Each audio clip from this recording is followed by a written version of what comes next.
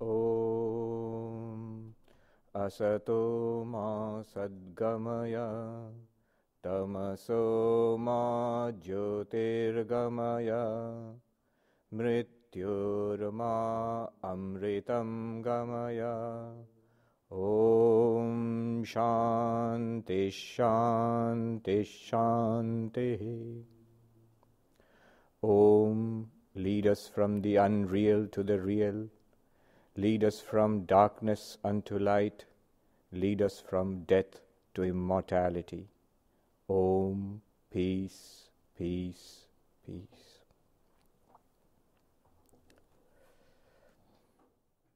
Good morning to the brave few who braved the sleet and the cold and the rain and came for the Vedanta class. Today the subject before us this morning is Samsara and Moksha, life and liberation. You see, Vedanta holds, and we have heard this again and again, that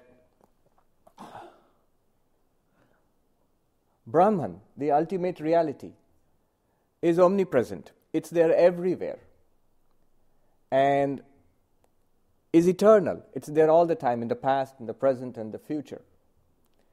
And it's non-dual. There is nothing in the universe separate from Brahman. We have heard this, and we have read about it. But the fact remains, when we look at the experience of our lives, that far from being everywhere, we do not find Brahman anywhere. We do not find God at the ultimate reality. We don't find it anywhere.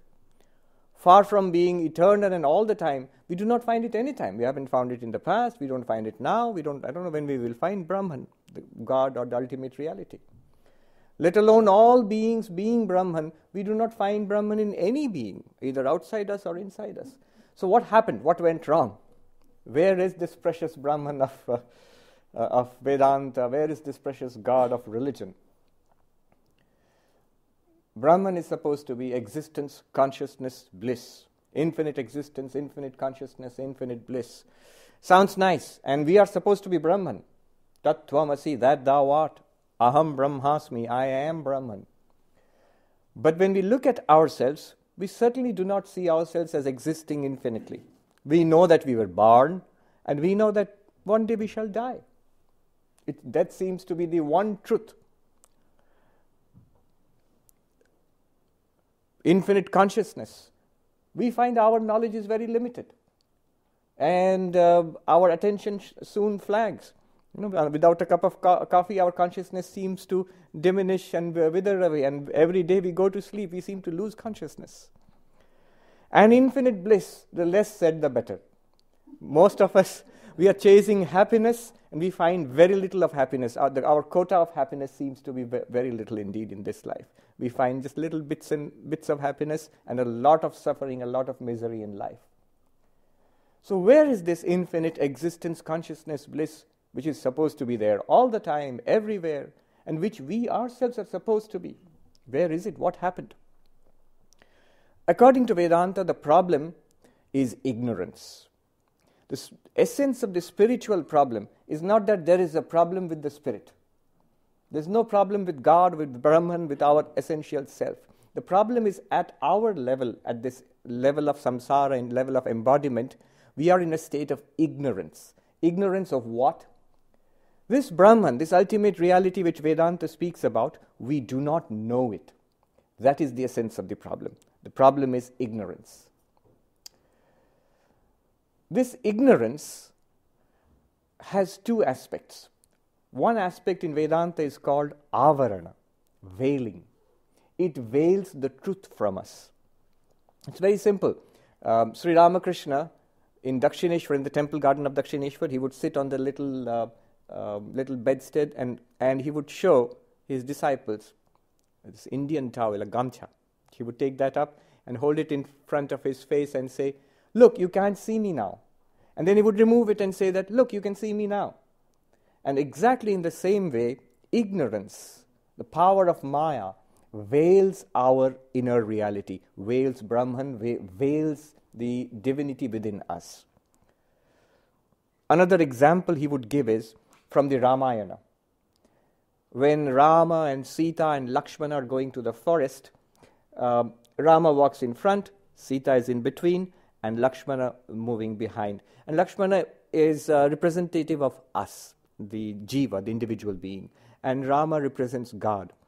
And Sita represents the power of God. So as long as she is between Lakshmana and Rama, Lakshmana cannot see Rama. The individual being cannot see God. We as human beings, we do not see our divine nature. Out of her own grace, if she steps aside, and then she lets the individual, the jiva, see Brahman, realize itself as Brahman. So that's the veiling nature. Because of that nature, we are unable to see Brahman. But that's not the end of it. The real problem starts after this. Maya, this cosmic ignorance, has another power. Quite apart from the veiling power, which veils the reality, it is another power, which the power is called Avarana Shakti, Vikshepa Shakti, the power of projection. Not only does it veil the reality, it projects the reality as quite something else. That reality, which is infinite existence, consciousness, bliss, is projected as this, the world, as this, the body and mind. You see, it's like the classic example of the snake and the rope, where there is a rope in semi-darkness, and we do not know that it is a rope, and not knowing that is the ignorance. And follow this carefully. Not knowing the rope does two things. First of all, it as if it covers the rope. It does not allow us to see the rope as a rope. One. Second, it presents the rope as a snake. Because we do not know the rope, our fears or anxieties or whatever are now projected upon it as a snake. It seems to be a snake. So instead of a rope, we see a snake and we are terrified. In the same way, Maya has two powers. One is it covers our inner reality, the reality of this universe, which is Brahman, does not allow us to see it. That's called avarana, veiling. And the other thing is, it projects this universe. It projects this body-mind, the mind which is called the subtle body, mind and intellect, the life forces, memory, the ego sense. All of that is projected by Maya. And also the physical body, the gross body which we have got here, and the physical universe before us. Now begins the game of life. You see, there is this old story. Brahma is supposed to be the creator, not Brahman, Brahma, the Indian god of creation, Srishti. So it is said that when Brahma first created the universe, and what do you mean by first creating the universe? We know that the Hindus have this idea of cyclical creation. Creation, existence, destruction, and again creation, existence, and destruction, which you find in nature. From a seed comes a sapling which grows into a tree and then gives fruits and further seeds, and the tree dies, but the seeds again give rise to more trees and so on. So in this cycle. Now Brahma, this funny story, it goes like this. When he first created, he thought he should do a good job. After all, he's been given the job of creating the universe. Let's do a good job. Let's make a perfect universe and let's make all perfect beings. So he created the first set of perfect beings. And these beings were sages. The moment they came into existence and they saw this universe and they were embodied in a body and they had a mind. And they thought, we are Brahman. Infinite existence, consciousness, bliss. Why should we be in a little body and a little mind? Let's meditate and realize Brahman and be free. And that's what they did. And they were free. And that was the end of the game of life. So Brahma thought it didn't work. So what he did was, next time when he created it with lots of rajas and tamas, desire and passion and activity and laziness and indolence and inertia. And then he created all these beings. And from that time onwards, it's carrying on beautifully. From our point of view, it's not so beautiful, but from Brahma's point of view, the game of life is self-perpetuating. It's going on nicely. That's the story. But really, what happens to us? Vedanta says that Brahman itself, pure consciousness, existence, bliss, shining through the veil of Maya, because it's a veil, it's as if it has forgotten itself. And through the projection of Maya, what does it experience? It experiences first a mind, thoughts, memories, ideas. A body, here is a body, a changing body which requires food and drink and protection and so on and so forth. And a world in front, other people, other limited beings, things which are nice, desirable, things which are scary, disease and death and dishonor and frustration. So there are things which are nice, which you can look forward to. There are things which seem to be scary, all from the point of view of the body and mind. And thus, embodied in this body and mind, begins the game of life, samsara. Whatever seems to be favorable to the body and mind, this very Brahman, embodied, forgotten itself, says, I want that. I want that. Whatever seems to be unfavorable to the body and mind, we say, I'm afraid of that. I don't want that. I want to avoid that. And so, desiring something and being averse to other things, in Sanskrit, raga dvesha. Desiring something and being averse to other things. This embodied being, Brahman, in this little body and mind, engages in action, starts doing things. Action, what kind of action? Trying to get something, trying to avoid something in life. And as it engages itself in action, it sets into motion what is called the law of karma. The law of karma is something profound that we should understand. It's very interesting that all the diverse schools of Hinduism, whether they are dualists, whether they are qualified monists, whether they are non-dualists, they all accept the law of karma. Some say you are one with God, some say you are different from God, some say the path to liberation is through knowledge, some say it's through meditation, some say it's through devotion to God and surrender to God, but they all, without any deviation, accept the law of karma, that actions have consequences. That's the law of karma. Not only all Hindu schools, whether they are Shaktas or Vaishnavas or Shaiva, whatever sect they belong to, all of them accept the law of karma. Not only the Hindu schools, all the Buddhist schools, in fact, all the schools of Indian philosophy, except perhaps the materialist, Charvaka, all of them accept the law of karma, in spite of other enormous differences, philosophical differences among themselves.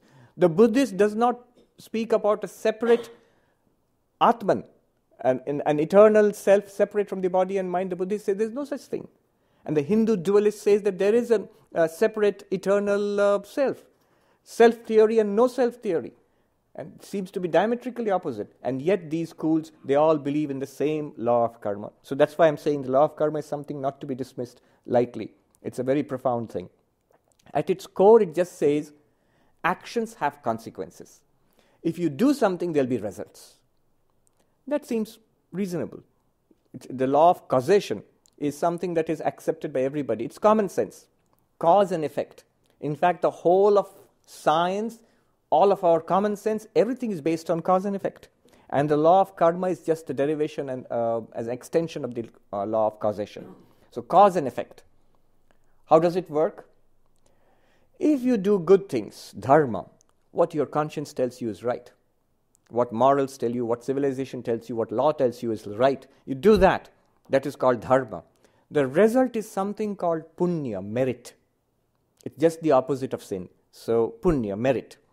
So you have some credit in your bank balance, cosmic bank balance. And that punya gives rise to sukha, which is happiness. So the equation is this: dharma, punya, sukha. Do good things, then it generates some merit. You have got some plus points. What do they call it? Brownie points or something. And then that produces happiness in life. In this life or the next. And if one is naughty, adharma, the result is what is called papa, demerit or sin. And the result of that sin or demerit is dukkha, suffering. Yes. So the equation, the law of karma works this way. Dharma, punya, sukha. Adharma, papa, dukkha. And once this embodied being, Brahman embodied in body and mind, thinking of itself as an individual, the Sanskrit word is jiva, individual sentient being. It engages in action, it is caught in this machine of the law of karma. Its own actions generate experiences, further experiences, pleasant experiences, unpleasant experiences, sukha and dukkha. And it does not come to an end with one life. We often see a person has done so much evil and the person dies. We said he didn't suffer. That person, Hitler or somebody, didn't suffer for what the terrible things they did. Well, the law of karma says, wait, you don't know it. But that being is not gone. It will go into further embodiments. And the accumulated papa, the demerits, will give rise to unhappiness in future lives. And in the same way, good persons, every time we say that, you will get the result of this in future. So the law of karma says that is true. Good actions will give rise to good results. Vivekananda puts it so powerfully. Good, good, bad, bad. And none escape the law. But whosoever wears a form means body and mind, must wear the chain too. In fact, the law of karma says we have these particular bodies and minds right now, this particular body. It's produced by our past karma. And the experiences which we are getting in this life are also the product of our past karma. We get a lot of pleasant experiences, unpleasant experiences. Often, we plan so much for our life, but when you look back upon life, you see a lot has happened without your planning. Everybody, I can see a lot of people nodding. It's true. The older you get, the more you look back upon your life, how much of what happened in your life was your own planning, your own vision, and how much of it you didn't know, it just happened. So this life, what we are getting in this life, is a result of our past lives. What we have done in past lives, it's giving results in this life. So our present life, this particular body and the experience we have in this life is a result of past karma. And so also our future lives. You see from this law of karma how the idea of rebirth, birth and rebirth. Because we have past karma, we have to be born to get the result of that. Because we generate new karma in this life, it will lead to future lives. Because we see that we have so much diverse experiences in this life and we cannot explain it in this life, we must accept that they were past existences. I existed earlier. And I shall continue to exist in future. So this series of lives, birth and death and rebirth and so on, is in fact a corollary, a derivation from the law of karma. So law of karma and rebirths, many lives, they go together. And this is in fact accepted by all the schools of Indian philosophy, except again I mentioned the materialists. But the Buddhists, the Jains, and all the Hindu schools, they accept that we have many lives. Now in this life, what is it that we are looking for? We are looking for happiness. We are trying to get sukha, happiness, and avoid misery, suffering. That's, in the essence, that's what we are looking for. And how do we do it? How do we do it? Let's take a look at our lives as we live it. Quite apart from Vedanta, setting Vedanta aside for the time being. One of the first things that we do when we want happiness, we look for happiness in pleasure. Good food, pleasurable, good company, movies, kids want to play games, and grown-ups too want to play games. And so, pleasurable activities, that gives happiness. But pleasure, you see, there's a professor of positive psychology, Professor Seligman, Martin Seligman. He has studied this whole search for happiness in his very, very interesting book, Authentic Happiness. How do we look for happiness, and what's a wise way of looking for happiness? And I'll relate it to Vedanta a little while later. So he says the first thing that we do is look for pleasure. So happiness, the first place where we look for happiness is in pleasure, in partying, in music, and all of this. And he says this: if you look at these attempts to get happiness from pleasure, it's strictly limited. It's limited. Why? You eat something nice, and it feels pleasurable. But it feels pleasurable at that moment. After 10 seconds, it's gone. It's gone. Somebody said, why am I dieting? Why don't I eat the things which I want to eat? He said, because, some phrase he used, it's 2 seconds on the lips and 20 years on the hips. Because 2 seconds you will get the pleasure. After that you become fat, and that you have to fight against that and go through diets and so on. So, pleasure is very momentary. It comes and goes. Not only that, it's habit forming. Habit forming means you get used to it. You get pleasure from eating one brownie maybe. When the second brownie comes, yes, that's also pleasurable. Third brownie, not so much. Fourth brownie, I'd rather not have it. And if someone forces you to take a fifth one, you might even want to throw up. So, you see, the first one gave a lot of pleasure, the second one gives less, the third one gives even less. And those of us who have studied economics, we know the first lesson we learned in economics class, the law of diminishing marginal utility, right? So each unit of consumption gives less and less utility. That's another thing he points out. Pleasure is habit forming. Once something gives you a lot of pleasure, but after some time that does not give you the same pleasure. You may want more of that or something different, some variation, otherwise you don't get that pleasure again. So it's habit forming. And there are many other problems associated with it. One may get addicted. That's how people become alcoholics or drug addicts. They go in for pleasure or relaxation or something, but then they get caught by it. Ramakrishna, he gives this example of a man standing by the riverside in flood, and things are being swept along on the flood waters. And he sees a big rug, looking expensive, being swept along. And he thought, why should it be wasted? Let me catch it. And he jumps into the fast-flowing river, and he swims out to it and tries to grab it. And then he finds, when he comes close to it, it's not a rug, it's a bear, which had been swept along in the water, and the bear grabs him. And people standing on the shore of the river, they just see this person struggling with what seems to be a rug and being swept along, and they shout, "Let go of that rug, you'll be drowned, you'll be swept away, let go of that rug." And that man shouts back, "I let go of it, it doesn't let go of me." And that's the story of addiction. For pleasure, for relaxation, people take hold of the substances, and then substance abuse, and then it leads to the person is trapped, is actually trapped. A hunger develops in this body-mind system for that substance, and then the person can't get out of it. So there are problems with pleasure. What gives pleasure to one person may not give pleasure to another person. What gave pleasure to you when you were 6 years old does not give pleasure to you now. What gives pleasure to you now would not have given pleasure to you at 6 years old. You like classical music now, and as a teenager you might have liked rock music. So that rock music might be torture for you now, and the classical music might have been torture for the teenagers. So what gives you pleasure now might not give pleasure at other times or to other people. The professor, Seligman, says there is a higher form of happiness than pleasure. What is that? He calls it engagement. And he has this equation. Happiness, H, is equal to small p, pleasure, plus E, engagement. If you are one of those few people who are lucky enough to find joy in your work, if you are one of those few people who is lucky enough to get paid for doing what you anyway enjoy doing. A pilot, in an interview, he said, "I'm the luckiest person in the world. They pay me for doing what I would gladly do for free." They're for flying a plane. So the people who enjoy what they do, they get engagement in their work.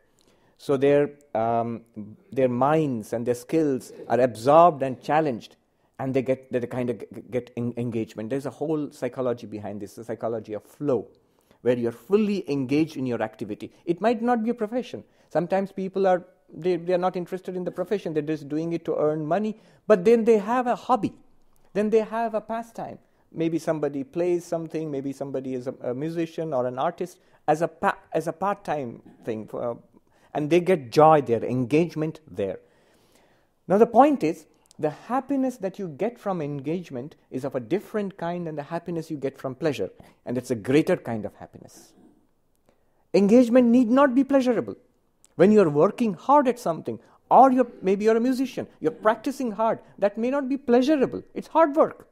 Often it's not pleasurable, but it's deeply satisfying. You see, it's the difference between learning to play a musical instrument yourself and sitting back on the couch and watching a musician play an instrument. Learning to play a game yourself and going out there and playing, or sitting back and watching a game on TV. The game on TV might be a better game than you play.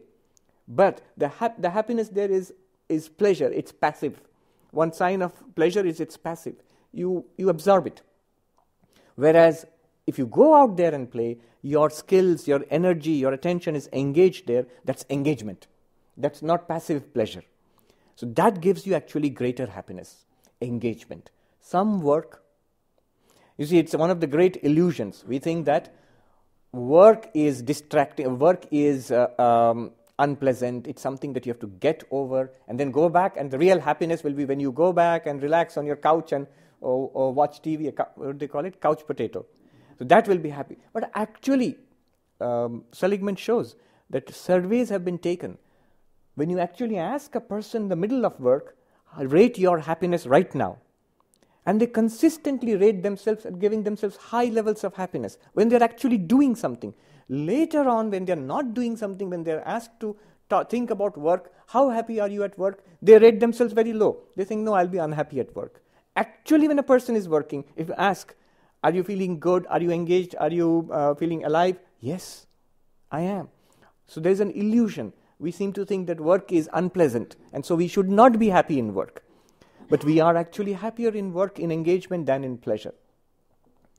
And then Seligman goes on to say, there is a higher level of happiness than that. There's actually a higher level of happiness than engagement. And that he calls meaning, M. So H, happiness, is equal to P, pleasure, plus engagement, E, plus M, meaning. If you are one of those rare few people who find a purpose, a higher purpose, a deeper meaning in life, that meaning gives much higher happiness. See, for example, I have seen people who are well engaged in their careers. I've seen people in India who were .com millionaires in Silicon Valley in California, and they gave up their job. They're fully engaged. They're earning a lot of money, and they're enjoying what they were doing. But they gave up their job to go back to India, to some rural place several kilometers outside Bangalore, where there is electricity is uncertain, roads are bad, and lots of illiterate people. And they established schools for kids. I'm talking about an actual example. And there's not just one. Just a few days ago, this young man came, a multimillionaire. He's been working for one of the top companies of the world. He literally travels across the world every week. He came and stayed with us for a few days, and he says, I have done this. I'm successful. I've got everything. But I need to move on in my life now. I need to do something that is deeper and more profound than just earning money. So look, he's moving from engagement to meaning. He's seeking meaning. Maybe he has not found it yet, but he's seeking meaning. Usually, not always, but meaning is usually associated with something larger than the self. Often, meaningful activities are there where you do something for others. Those activities one finds meaningful. That's why Seligman points out that mothers have a natural advantage because they automatically care for others, and their meaning in life is, for a long time at least, until the children grow up, the children are their meaning in life. So automatically they have some meaning in life. The rest of us may have to seek for meaning in life, and mothers too have to expand the meaning in life beyond their own children. So meaning in life actually gives more happiness than, say, a very successful career or just sitting down and watching TV or playing a video game. And Seligman says our total happiness is a summation of pleasure and engagement and meaning, and he says it's not equal. Pleasure gives a little bit of happiness, engagement gives much more, and if you have meaning in life, purpose in life, much, much more. Viktor Frankl, Man's Search for Meaning, Logotherapy, he writes about his experiences in the concentration camps in Auschwitz and Dachau and Buchenwald in Germany in Second World War. He noticed that it was terrible suffering, starvation, suffering, torture, and continuous mass executions and so on. But he said those amongst us who survived, many people who were healthier perished first because they gave in to despair. They saw no meaning anywhere. And those who found some meaning, they survived. It could be different. Some people found meaning in religion, some people found meaning in the community, some people found meaning, like Viktor Frankl himself. He said, I had this book to write, this idea to give, and I wanted to do it. And that is one of the things which sustained him through this terrible hardship. So meaning in life gives more happiness than engagement or pleasure. Now, when I was reading this, I looked back upon Vedantic thought, and what did I find? There, if you ask Vedanta, how do human beings search for happiness in life? They'll talk about 4 things. First, kama, pleasure. You see, pleasure. Then artha, success, engagement in life, doing something, being succeeding, getting something in life, making a name for yourself, a position for yourself. You can see engagement, artha and engagement, directly you can map it. And then they say that dharma. Dharma is a wider term. It means religion also, it means morality also. It means doing something for others, expanding beyond the self. And again you can map it. Dharma and meaning. Do you see how beautifully it maps? Pleasure, kama. Engagement, artha. And meaning in life, dharma. Dharma is a bit of a stretch if you want to map it to meaning in life. But this structure which Seligman is now talking about was well understood thousands of years ago. This is how we seek happiness in life. The jiva, the embodied being, seeks happiness in these ways. By the search for pleasure, kama, by the search for success and power and status in society, artha, and to expand beyond the self, to find meaning, to do something for others unselfishly, dharma. That's one meaning of dharma. Maturity. You move from pleasure to engagement to meaning or dharma. You see, this was well understood earlier. Nowadays, if you look at society and you look at the world around, I want to be happy. And what does the world tell you? Buy this gadget, you'll be happy. How do you know? Because in the advertisement, everybody who's bought the gadget is smiling. Buy this soda, you'll be happy. Buy this car, you'll be happy. Consume pleasure and engagement, happiness. Happiness means you consume these kinds of gadgets and these kinds of foods and these experiences, vacations, so forth. Plus, you make $1 million on Wall Street or in Silicon Valley or something. That's the definition of success. If you are not happy that way, then what is the solution? If you want more than this, our world, modern world, seems to have no further answer than this. You're not happy with your iPhone 6, well, iPhone 7 will make you happy. More of consumption, more of pleasure, more of engagement, that makes you happy. This job does not make you happy? Here. On the subway I saw, there's a sign there. Are you going to a job you hate? Contact us. Call this number. Which means I will give you another job. Replace one engagement with another engagement. We seem to have no other answer. You got this latest car, now you aim for your private jet or something. That again a variation of the same thing, pleasure and engagement. What other answer is there? I have seen people, friends of mine, I met them 20 years ago, who were gunning for success, and they got it all, a family and success and everything. Some people come and they say that, we know this is what our life is going to be like. We know, we have children now, we have a job, and it's good, but at the same time we also feel a little trapped. Is this all that it is going to be? Then I'll get old and die, and that's it. If things go well. The old idea of dharma, artha, kama, and what Seligman is now saying, pleasure, engagement, and meaning, gives you a clue. There must be a time when you must move from engagement and pleasure to meaning in life. From artha and kama to dharma, to expanding beyond the self. One powerful way of getting happiness straight away in life is expanding beyond the self. It seems counterintuitive. I want happiness for myself. And yet, the answer seems to be, instead of trying to make yourself happy, try to make others happy. You'll become happy. Vivekananda said, unselfishness is more paying. Paying for whom? For you. But it takes maturity to understand this, he said.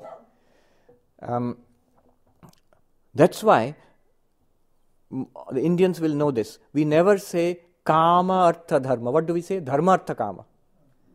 So the basis is always dharma. The basis is always morality. Basis is always unselfishness. You seek your pleasure. You seek your success in life. But the basis and the limits must always be dharma. Don't transgress that.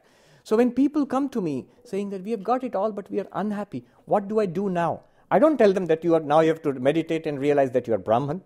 No. That's skipping a step. I say one way of becoming happy straight away. Right now, if you want to become happy, look for a charity. Look for a place where you can give your skills. If you do not have time, at least give money. There are people who are suffering. Can you give something to them? If you have no money to give a smile. Be helpful. Let others have their way. Make an effort to make others happy.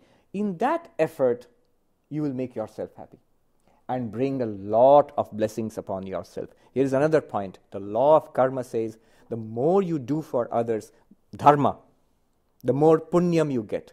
And the result of punyam, if you look back, sukham, yes. Look at the equation. Dharma, punyam, sukham.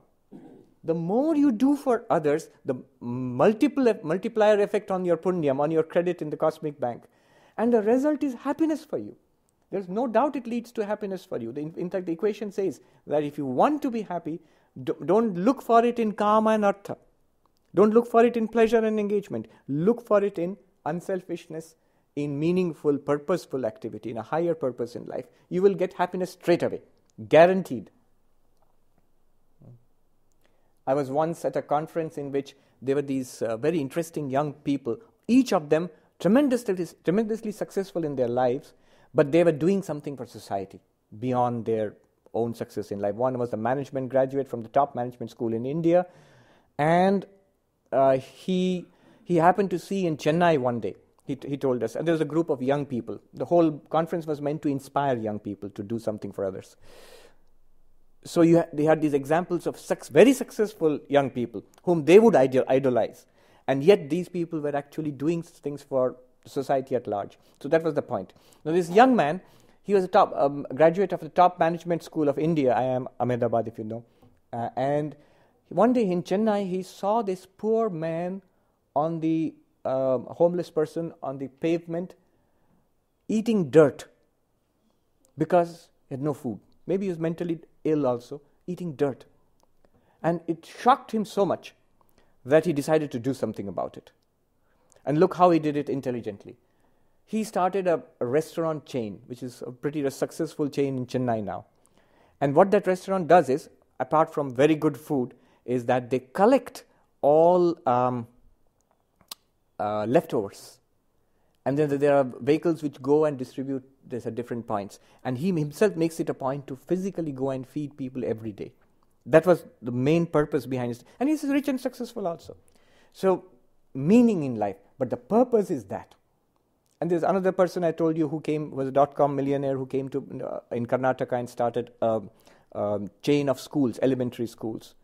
There's this another person, Anand his name was.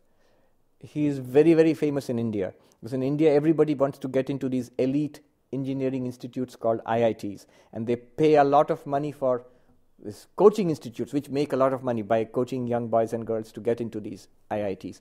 And this young man, who was a brilliant mathematician, and he got an invitation to Cambridge, and he could never go because of the poverty of his parents, and he had no money to go. And he vowed that he would help poor children so that poverty would not come in the way of their education. And he started this school for the poorest. The only criterion is that you have to come from an economically disadvantaged group. And he would take these boys and girls without charging them any money at all.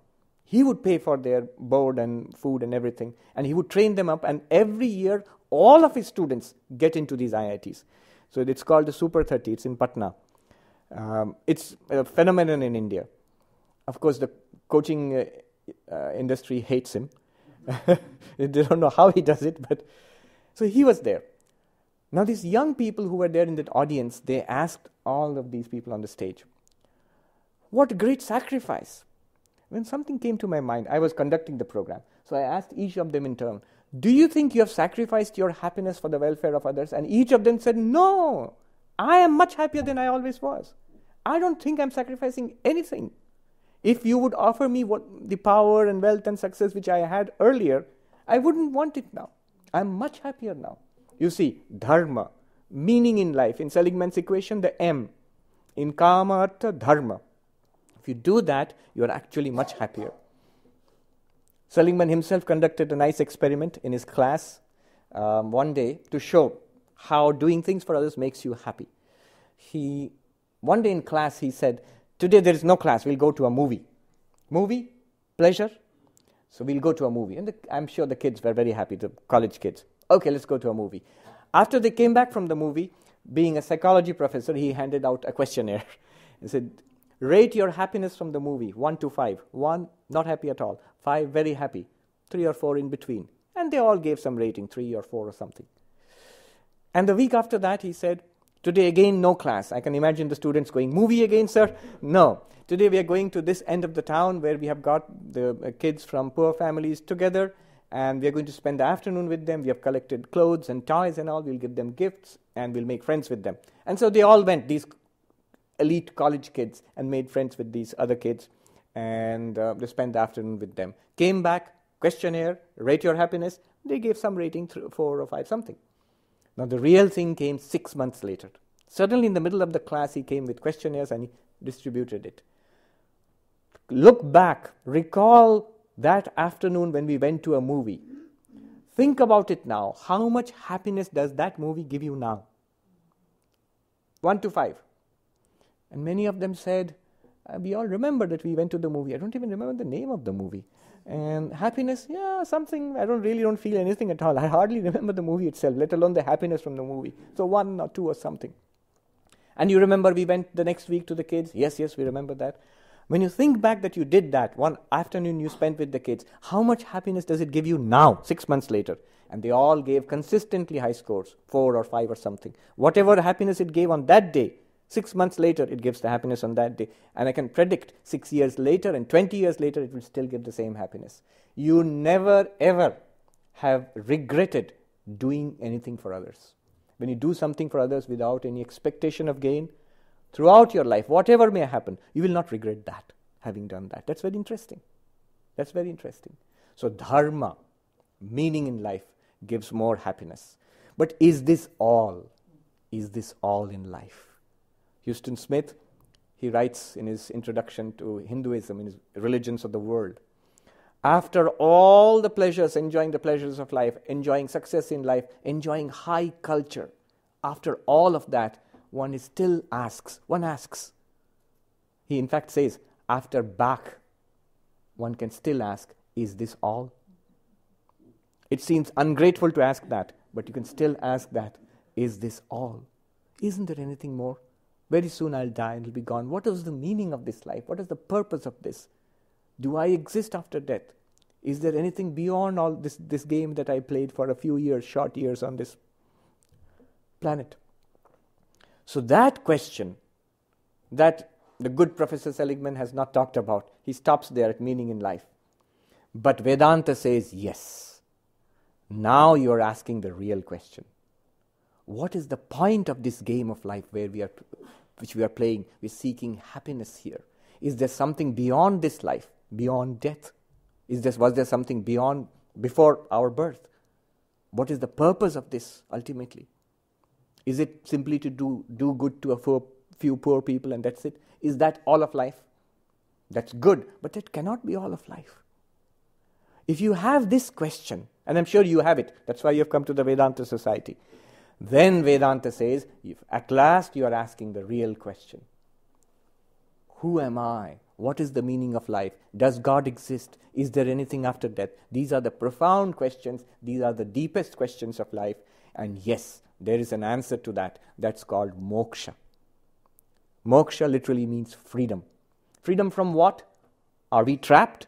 It doesn't seem so. But yes, according to Vedanta, the law of karma has us in its clutches. We are bound by cause and effect.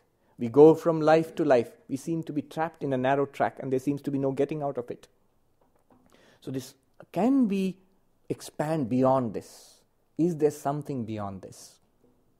Death seems to be an end. Whether it's pleasure, whether it's engagement, whether one is a drug addict or one is a successful millionaire or one is the greatest social worker the world has ever seen, whatever it is, death, great equalizer.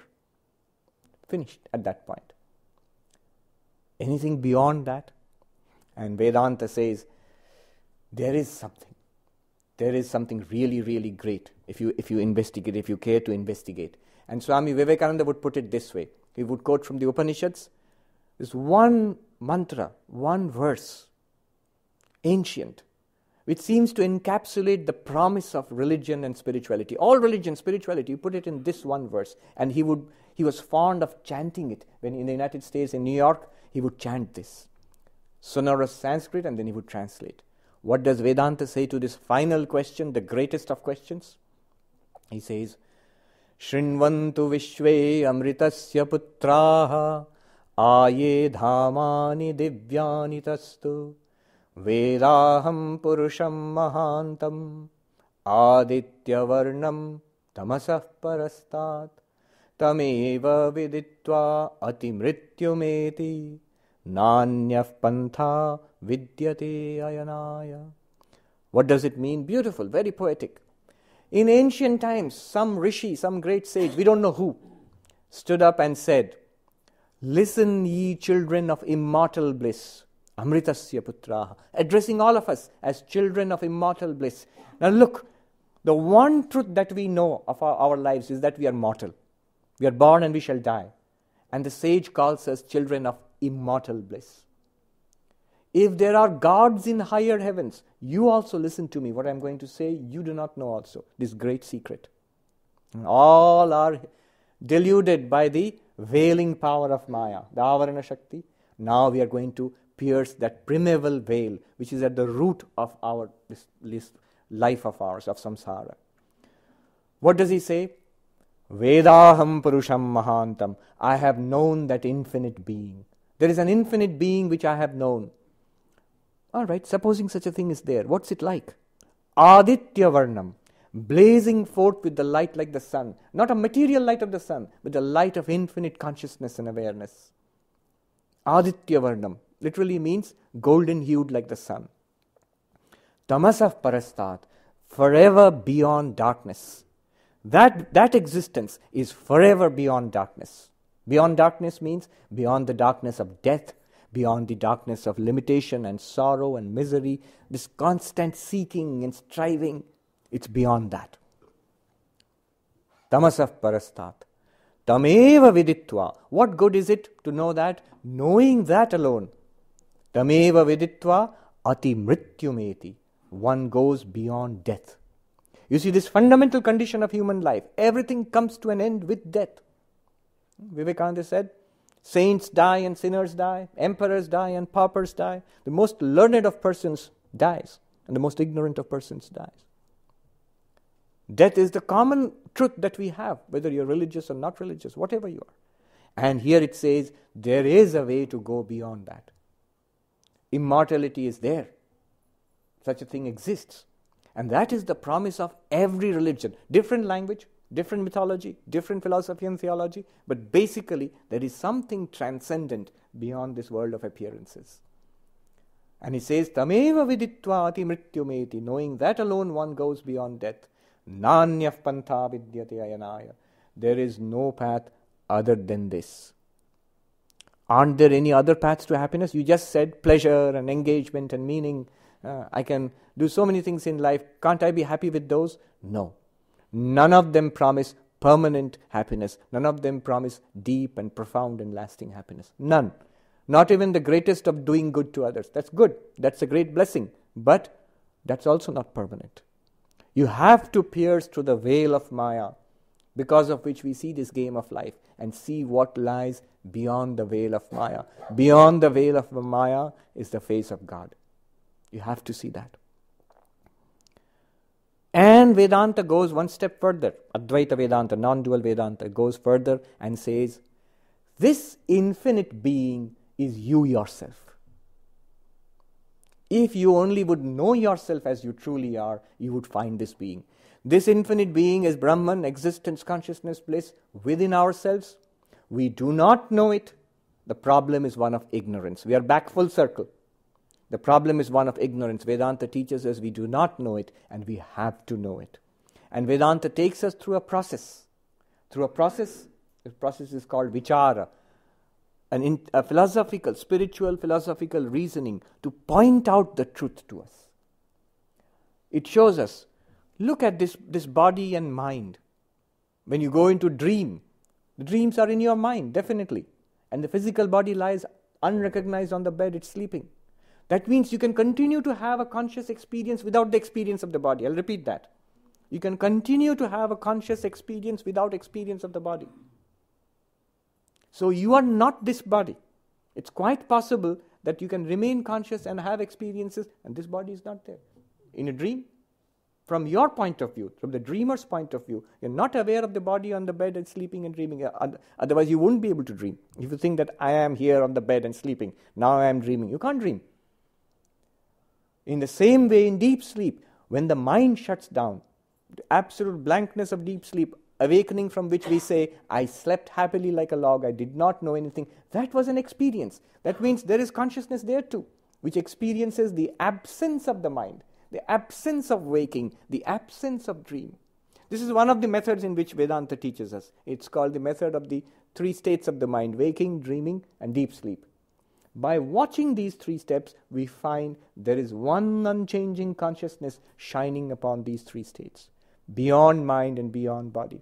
In fact, mind appears in this consciousness, like a wave in the ocean. In this consciousness appears the body. Birth of the body, growth of the body, middle age, old age, deterioration of the body. Do you not know the deterioration of the body in old age? Say, I am old and sick. Do you know it or not? Yes, of course I know it. That's why I am complaining. If you know it, then it's an object in your consciousness. Exactly as the healthy young body was an object in your consciousness. You are not that body. You are something apart from that body. In fact, the entire universe appears in your consciousness. Mai ananta maham bodho vishwa vichi swabhavata. In Ashtavakra it is said, I am an infinite ocean of consciousness in which the universe arises like a wave. I am the ocean of which the universe is a wave. Udetu vasta mayatu name vriddhi navakshati. Let it rise, let it settle back into itself. I neither gain nor do I lose anything. The ocean is not increased if there is a wave. The ocean is not decreased if the wave subsides. It's the same water. From the ocean it's absolutely nothing. Let birth come, I do not gain anything thereby. It's the birth of the body. Let old age come, let death come, I do not lose anything by that. It's the death of the body. The body, old age and death of the body are again arisings in consciousness, in the ocean of consciousness which I am. You may say, that's all very well. We have read all this in the books, but it doesn't seem to do us any good. It doesn't seem to do us any good because we have to do the preliminary practices. And Vedanta teaches us there are certain preparations necessary. Morality, first of all. A moral life is absolutely necessary basis for spiritual life. One may be moral without being spiritual, but one cannot be spiritual without being moral. So morality is first, and then unselfishness. From selfish action to unselfish action, we already saw that is a good way of happiness, but that's also essential for spiritual life.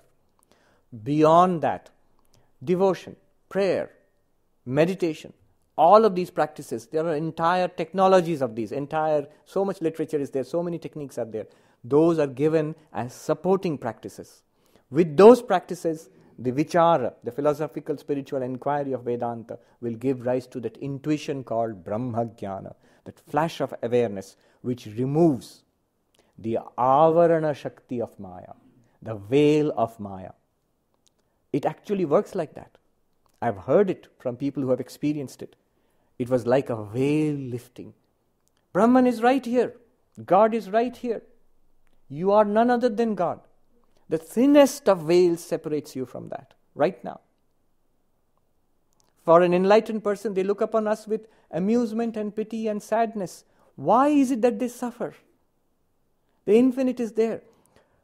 There was a song, I think, of the poet Rajanikanth, that sitting by the river of immortality, of nectar, they die of thirst. Not once do they turn around and see that rushing river of immortal bliss. They die of thirst. They are digging in the sand for one drop of that water, which is right there. By their birthright, it's theirs. They never care to turn around once. Turn around once means to look inside. We're always looking out there. In fact, Vedanta says the whole problem, why we are unable to overcome that primeval ignorance, is we are distracted. We are distracted by the world, by people, by relationships, by suffering, by enjoyment. We are distracted by the body, and most of all, we are distracted by our own minds. The first trick that the mind plays is, I am the mind. I am the mind. Happiness of the mind, I am happy. Desire of the mind, I want. Misery in the mind, I am unhappy. Anger in the mind, I am angry. This is a trick. You are not the mind at all. It's not very difficult to see that at all. So, we are distracted. Now, if you look at the yogas, Karma Yoga, Bhakti Yoga, Raja Yoga, and Jnana Yoga, all of them, they take your attention away from the world to God or to Brahman. Think about it. Karma Yoga, all the work which I was doing for this body and mind, or those who are related to this body and mind, family and colleagues and all. Now I do all that work for the sake of Brahman. I conceive of Brahman as God. I am doing work for God, not for the world. You see how attention is taken away. All my activities now flow towards God. The same activity I'm doing. You may be taking care of your family, you may be taking care of your company, but that is now internally the attitude is, I am doing it for God. Look at Bhakti Yoga. What does Bhakti Yoga do? Very simple. The nature of desire is, I want the world. The nature of Bhakti is, the same I want. The same I want. Remove the world, put God there. I want God. So all our love, our desire, our passion, even our anger, it all flows towards God. Once Swami Vivekananda was joking about Sri Ramakrishna, and somebody was a little scandalized, and he said, are you joking about Ramakrishna? And Swami said, why should I joke about you? Meaning thereby, when I talk about anything, even when I joke, it will be about the highest. I will not come down. I will not stoop down to that level of worldliness. Look at Raja Yoga, the path of meditation. Our thoughts are continuously going outwards. It's about things and people and happenings in the world. I collect it all and focus it inwards. Think about the higher self, about Brahman. See, attention, every place the attention is being collected from the world outside and taken in. You are not going to become God. You are that. You have to pay attention to that fact. All the yogas do only that. They take the attention scattered in the world, collect it, bring it back. They take our actions scattered in the world, collect it, bring it to God. Our affections, our desires scattered in the world, collect it, bring it to God. Our thoughts scattered in the world, collect it, bring it to God. That is Karma Yoga, that is Bhakti Yoga, that is Raja Yoga. And Jnana Yoga gives you the truth. That this world is an appearance, it's the snake. Like the rope which appears as the snake, it is Brahman, it is you who are appearing as this world. And Jnana Yoga actually logically, with reason, it points it out to you. So one day then we, following this path, when we want moksha, there's more to be said, but I'll stop here and then we'll go for question answers. We can talk more about it. When we follow this path of moksha, liberation, God realization, nirvana, salvation, whatever you call it, this highest goal that is open to us. When we follow this path, maybe in this life, if we are sincere enough, or maybe in lives to come, it's a path which gives results without fail. Krishna says in the Gita, definitely you will get the result, either in this life or at the worst in some time to come, and you will get liberation. That intuition will come when the veil of Maya, the Avarana Shakti, will fall away. What about the projection, this world? The projection will continue. That projection which was a source of temptation and terror for us, of misery and fear for us, that projection will become a playground. It's your projection. You will see you are the world. Or if you are devotionally inclined, you will see my beloved Krishna or Christ. Or that is appearing as this entire world. Dashrath ka beta ghat ghat mein leta, in Hindi they say. The son of Dashrath, King Dashrath, Rama, I see that the same Rama is in all beings, in everywhere. That will become the experience. Then this samsara itself will become moksha.